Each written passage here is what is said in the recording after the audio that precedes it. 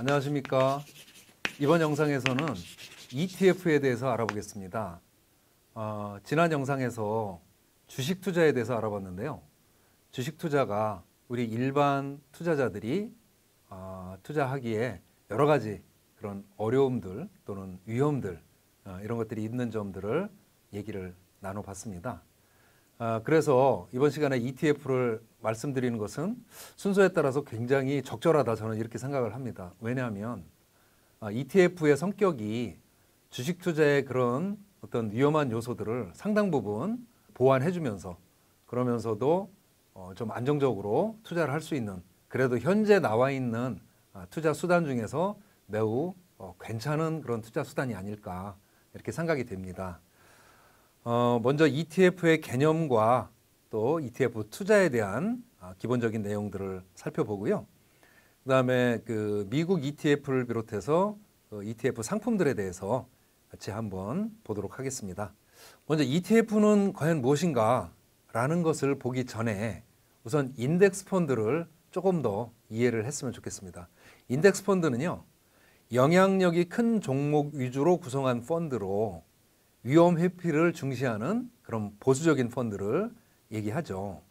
그래서 코스피 200 지수가 1% 상승하면 이를 따라가는 인덱스 펀드도 1% 상승한다, 이런 개념입니다. 코스피 200 지수라는 것은 우리나라 주식시장에서, 코스피 시장에서 가장 유력한 종목들 200개를 모아놓은 거거든요.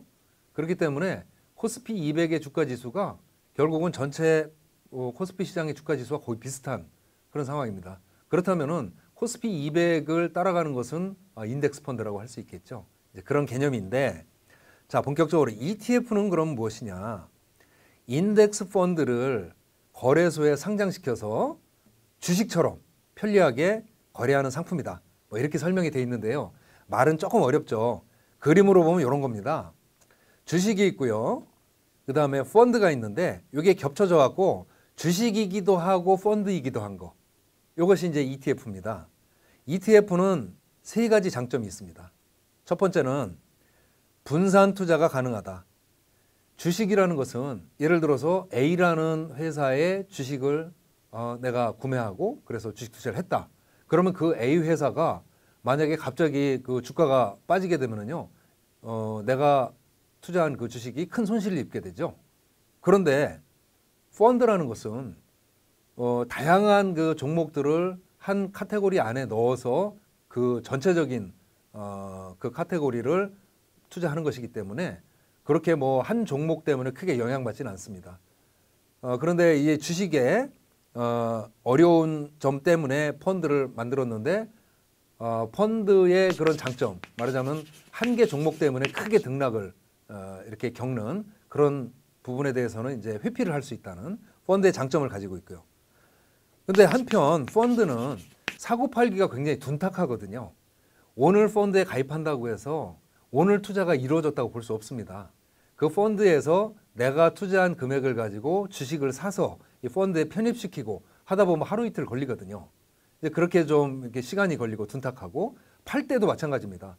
지금 뭐 이렇게 금융시장이 굉장히 상황이 안 좋아서 얼른 팔고 싶어도 그게 오늘 팔겠다고 의사표시를 해도 당장 팔리지 않거든요. 그 펀드 내에서 내가 팔겠다고 요청한 부분에 대해서 팔아서 나한테 돈을 주기까지는 또 시간이 걸립니다. 그래서 둔탁한데, 이 ETF는요, 분명히 펀드는 펀드예요. 근데 주식처럼 이렇게 작게 잘라서 주식처럼 사고 팔기 때문에 오늘 내가 사고 싶으면 사고 오늘 팔고 싶으면 팔 수 있는 그런 장점이 있습니다.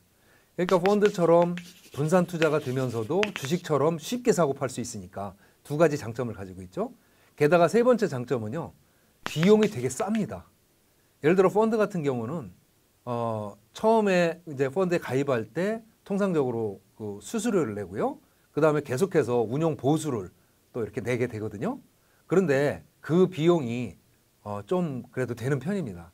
그런데 이 ETF는 그런 비용이 일반 펀드에 비해서 현격히 낮습니다. 그래서 이 세 가지 정리하면은 분산 투자가 가능하면서도 주식처럼 매매가 편리하고 그러면서 비용도 적게 든다. 이렇게 세 가지 장점이 있기 때문에 ETF가 상당히 좋은 그런 점을 가지고 있다, 이런 말씀을 드리겠고요.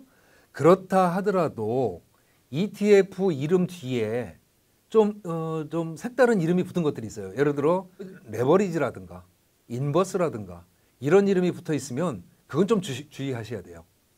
왜냐하면 레버리지라는 것은 수익을 낼 때 2배를 낼 수 있고 하지만 손실 볼 때 또 2배를 손실 볼 수 있거든요.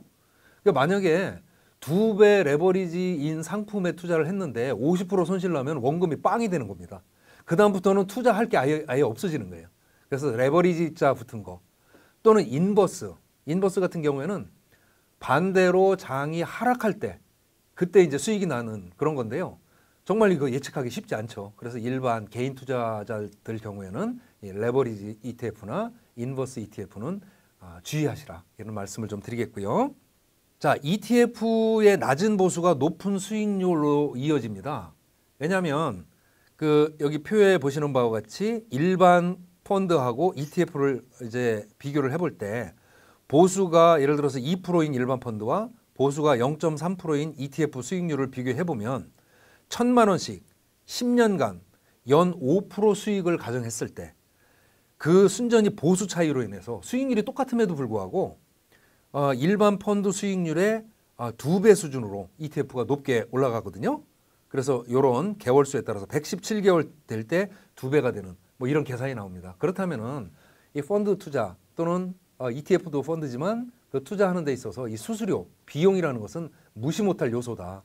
그래서 ETF가 낮은 보수 때문에 높은 수익률에 도움이 되는 그런 투자 수단이다. 이렇게 생각하시면 되겠습니다. 자, ETF 상품에 대해서 한번 보겠는데요. 미국의 ETF가 전 세계 ETF 시장의 70% 정도 이렇게 차지하고 있습니다. 그러니까 전 세계 ETF 시장을 거의 장악하고 있다고 봐야겠죠. 그래서 S&P 500을 추종하는 SPY, IVV, VOO 이러한 그 ETF들을 한번 잘 관찰해 보시라 이렇게 제가 권해드리고 싶습니다. 미국의 ETF 투자하실 때는 일반 주식 그 거래 계좌 우리나라 증권회사에서 개설하실 수 있죠. 그렇게 한 다음에 그 안에 보면은요 해외 투자하는 그런 섹터가 있거든요. 그 안에 ETF 투자하는 곳이 있습니다. 그래서 처음에 조금 이렇게 해보고 모르는 건 주식 증권회사에다가 담당자에게 조금 물어보고 해서 그 안에서 보면은 뭐 이렇게 환율 뭐 이렇게 환전도 해야 되고 그 다음에 약간 세금도 있고 이런 부분들이 있기 때문에 그런 것도 잘 감안하셔서 ETF 투자를 한번 해보시면 좋을 것 같은데요. 이 S&P 500을 추종하는 요 ETF들을 조금 자세하게 좀 보면은요. 그 운영 수수료가 일단 SPY 같은 경우에 0.09%, IVV는 0.04%, VOO는 0.03%로 아주 낮습니다. 그래서 이 정도면은 수수료 부담 때문에 투자 못할 정도는 아니다 이렇게 말씀드릴 수 있겠고요. 최근 3년간 수익률을 보면은 SPY가 14.9%, IVV와 VOO가 15%. 이렇게 3년 수익률을 보면 15% 내외의 수익률을 올리고 있습니다. 상당히 좋은 수익률이죠. 여기 SPY ETF의 탑 10 홀딩스 상위 10개 종목 주식들이 뭐가 있는지 한번 보면은요. 마이크로소프트, 그다음에 애플, 아마존, 페이스북 이렇게 전 세계를 대표하는 IT 기업들이 포진을 해 있습니다. 그래서 앞으로도 이 성장률이 매우 높다. 그리고 좀 더 공격적인 그런 투자를 원하시는 분은 나스닥을 추종하는 그런 ETF도 한번 검토해 보시면 좋겠다 하고 권해드립니다. 예를 들면은 QQQ 뭐 이런 것들이 있고요. 자, 우리나라 ETF에도 코덱스, 타이거, 아리랑, KB스타 등 여러 가지 ETF들이 있습니다. 그래서 오늘 이 시간에 말씀드리는 것은 ETF에 대한 어떻게 보면은 화두를 좀 던져 드리는 건데요.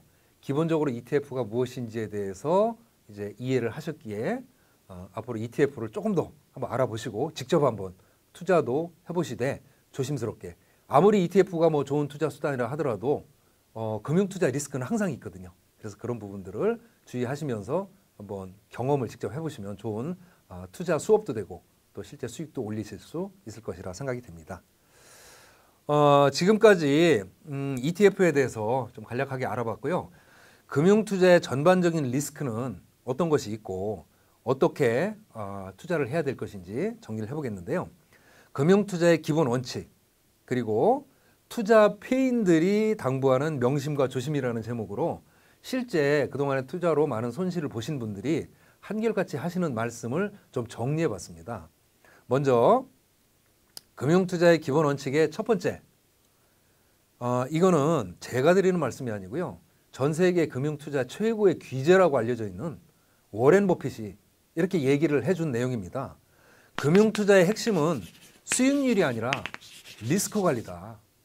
자, 우리가 뭔가 투자를 할 때 먼저 무슨 생각을 합니까?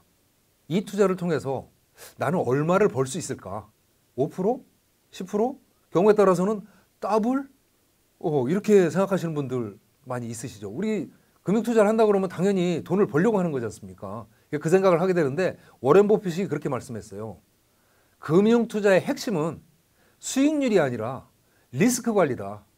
원금 안 까먹는 게 제일 중요하다. 이렇게 얘기를 한 겁니다. 정말 뼈에 사무치는 얘기 같아요. 첫째, 돈을 잃지 마라. 둘째, 첫째 원칙을 잊지 마라. 돈을 잃지 마라가 첫 번째고요. 두 번째 원칙은 첫째 원칙을 잊지 마라. 이렇게 얘기를 했어요.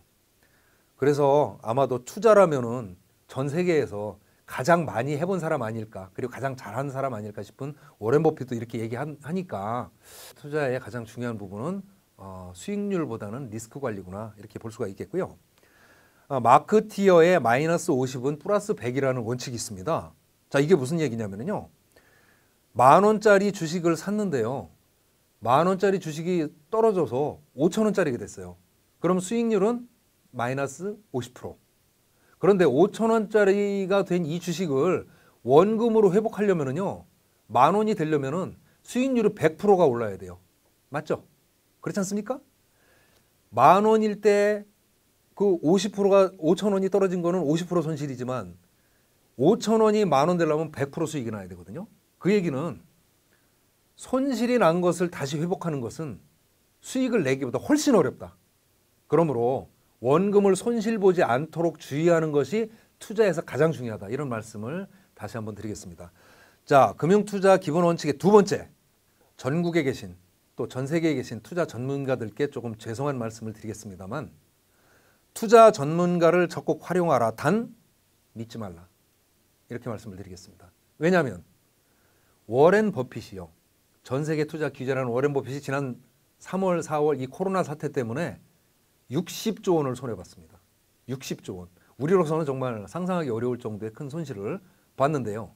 워렌 버핏도 60조 원을 손실 보는데 금융 투자를 하는 데 있어서 과연 누구를 믿을 수 있겠습니까? 그래서 투자 전문가의 의견을 잘 경청하고 참고하고 그걸 통해서 나의 판단력을 키우는데 노력을 하되 그 말을 단순히 믿지 말라. 쉽게 말하면 이거죠. 어디 금융회사 창구에 갔는데 모 차장님이 그 창구에 앉아있는 분이 이거를 사면은 돈 벌 수 있어요 라고 했을 때 좋은 의견이다 라고까지는 생각하되 그 말 믿고 그냥 투자하지 마시라. 내가 확신을 가지고 판단할 수 있을 때까지 공부하시고 파악하고 그런 다음에 투자하시라. 왜? 내 돈은 소중하지 않습니까?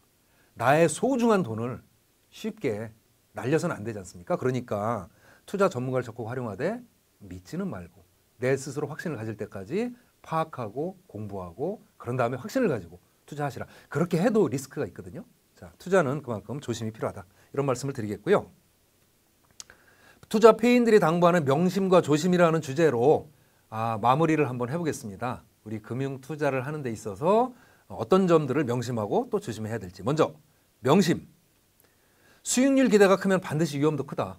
수익률을 10%를 생각하고 있으면은요. 10% 손실 날 수도 있다는 것을 반드시 생각하셔야 됩니다. 동전의 앞면과 뒷면과 같거든요. 내가 만약에 2배를 벌고 싶은 욕망을 가지고 지금 투자를 한다 하면은 원금 전액 손실이 날 수 있다 하는 것을 명심하셔야 된다. 그렇게 조심하면서 하셔야 되고요. 두 번째, 대출받아 주식하면 파탄 난다. 이것은요 100% 맞다 틀리다를 말씀드리는 게 아니고요.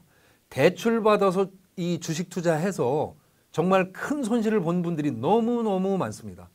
그래서 그 부분을 조심하셔야 되고, 꼭 써야 될 돈으로 투자하면 10중 8구 망한다. 6개월 있다가 전세금 올려주려고 이렇게 갖고 있는 돈인데 한 6개월 잘 굴려서 요거 한번 좀 수익을 올려보자. 이거 사람이요 어렵습니다. 그래서 꼭 써야 될 돈으로 투자하게 되면 마음이 조급해서 잘 할 수 없기 때문에 조심하시라. 네 번째는 몰빵. 몰빵이 뭡니까? 이거 좀 시쳇말로 몰빵인데 한 군데 왕창 투자하는 거죠. 묻지마 투자. 앞에서 봤던 뭐 WTI 원유 선물 같은 이런 굉장히 어려운 상품들 잘 알고 하는 상품 사람들도 손해보기 쉬운데 잘 모르면서 그런 어려운 상품에 들어가면 안 되겠죠. 묻지마 투자 해서는 안 될 것 같습니다. 투자 결과에 남 탓해봐야 헛일이다. 금융회사 창구에 있는 그 직원의 말을 듣고 했는데 손실을 봤어요. 그 직원 원망하면은 무슨 소용이 있겠습니까? 투자는요 100% 내 책임이다. 이런 마음을 가지고 투자를 하셔야 된다. 이런 말씀을 드리겠고요. 이런 부분을 명심하시면 좋겠다 해서 권유를 드리겠고요. 자, 그러면 투자를 하라는 건지 말라는 건지 뭐 헷갈리지 않습니까? 투자해야죠. 저는 해야 된다고 봅니다. 주식 투자도 필요하다고 보고요. 그런데 이렇게 조심해서 하셨으면 좋겠다 해서 이것도 5가지를 정리해봤습니다. 명확히 이해되는 투자만 해라. 아까 그 묻지마 투자 이런 거 하지 말라는 얘기하고 같은 얘기죠. 두 번째, 기대 수익률을 상식 수준으로 낮춰라. 지금 시중 이자율이 1%대인데 30%, 50% 더블로 이렇게 수익을 내겠다라고 하는 것은 과도할 가능성이 매우 높습니다. 그만큼의 위험이 따르니까 기대 수익률을 상식 수준으로 낮춰서 상식적으로 투자하시기 바라고요. 우량 상품의 월 수입 10% 이내로 매월 꾸준히 투자하라. 이거는요 10%라는 게 절대적인 그런 수치는 아닙니다만 금융 투자를 하는 데 있어서 특히 투자 전문가인 경우에는 좀 얘기가 다를 수 있어요. 하지만 우리 일반인들 자기 직업이 있고 자기 할 일이 있어서 늘 투자에만 눈 돌리고 있을 수 없는 분들이 그래도 자기 자산을 좀 관리하려고 투자를 하는 데 있어서 이런 분들이 늘 그걸 신경 쓸 수 없거든요. 그러면은 어느 정도 묻어놓고 그냥 시간을 좀 보낼 수 있는 그런 투자를 해야 되거든요. 그래서 나중에 이 투자한 돈이 다 날아가더라도 내 생활에 크게 타격받지 않을 수 있는 그런 정도 수준으로 투자를 좀 시작하시면 좋겠다. 그리고 완전히 자신 있기 전까지는 계속 그 정도 수준을 유지하면 좋겠다. 그래서 월급을 예를 들어서 한 달에 300만 원 받는다. 그러면 30만 원만 한 달에 이렇게 투자하겠다. 이런 거는 그 돈이 나중에 다 날아가도 내가 생활에 뭐 이렇게 파산이 될 상황은 아니지 않습니까? 그런 점을 말씀을 드리는 겁니다. 그래서 꾸준히 투자하고 또 내가 감당할 수 있는 범위 내에서 하시라. 네 번째, 주식 투자는 우량 기업을 찾아 동업자가 되는 것이다. 여러분들이 삼성전자 주식을 2주, 3주 이렇게 산다고 하면은요. 싸게 살 때, 쌀 때 사서 비쌀 때 팔겠다. 이런 마음보다는 내가 이 우량한 회사를 하나의 동업자로 참여해서 나도 그 주주로서 2주, 3주 이렇게 주식을 산다 하는 그런 소중한 마음으로 투자를 하시고 그 회사가 정말 잘 되는지 이렇게 지켜보는 그런 마음. 미국의 구글 한 주를 산다, 뭐 아마존 한 주를 산다 하면서 그 회사의 동업자가 되는 마음으로 투자를 하시는 게 진정한 그런 가치 투자다. 이런 말씀을 드리겠습니다. 마지막으로 지금 당장 투자 안 하면 손해다. 이런 조급한 마음. 이렇게 조급해하면서 돈 번 분들이 어디에 있을지도 모르겠지만 저는 본 적이 없어요. 조급해하면 어렵습니다. 그래서 주변에서 지금이 기회인데 지금 빨리 안 하고 뭐 하냐라는 이런 여러 메시지가 와도 내가 확신을 갖기 전까지 그렇게 성급히 움직이시면 안 되고 투자는 신중하게 하시라. 워렌 버핏이 얘기했지 않습니까? 첫 번째 원칙은 원금을 손실받지 않는 것이 첫 번째 원칙이고 두 번째는 첫째 원칙을 잊지 마라. 이렇게 얘기했으니까. 자, 이렇게 금융 투자에 대해서 전반적으로 지금 뭐 앞에 그 펀드 그리고 주식, 파생 상품, 또 채권 그리고 마지막으로 이렇게 금융 투자의 어떤 기본 원칙들까지 한번 정리를 쭉 해봤습니다. 이런 내용들이 정말 여러분들께 도움이 좀 됐으면 좋겠고요. 그래서 자산을 관리하고 재물을 관리하는 데 있어서 좀 유익한 그런 시간이 되었었기를 바랍니다. 네, 오늘 시간 여기서 마치고요. 다음 시간에는 저축에 대해서 알아보도록 하겠습니다. 다음 영상에 우리가 기본적으로 많이 아는 내용이지만 또 저축에도 생각하지 못했던 요소들이 많이 있거든요. 그래서 그런 부분들을 한번 정리해 볼 테니까 다음 영상도 기대해 주시기 바랍니다. 감사합니다.